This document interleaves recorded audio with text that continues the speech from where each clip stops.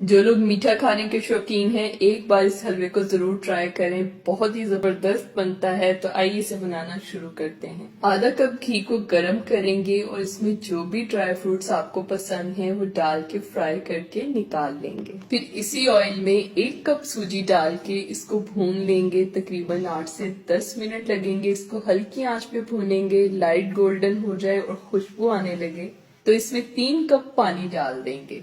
साथ ही इसमें 1.5 कप चीनी डालेंगे। फ्राई किए हुए ड्राई फ्रूट्स डालेंगे। आधा टीस्पून इलायची पाउडर और चंद कतरे केवड़ा एहसन के डाल के इसको ढककर पकने देंगे।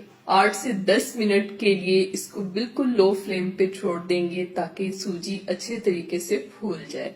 2 टेबलस्पून मजीद घी के डालेंगे। थोड़ा सा इसको भून लेंगे ताकि ऑयल सेपरेट हो जाए। बहुत ही मजेदार सा हलवा तैयार है। वीडियो पसंद आई है तो इसे लाइक कर दें। कमेंट बॉक्स में अपनी राय का इजहार करना मत भूलिएगा। डिटेल में रेसिपीज देखने के लिए मेरे YouTube चैनल फूड हट को विजिट करें। अल्लाह हाफिज।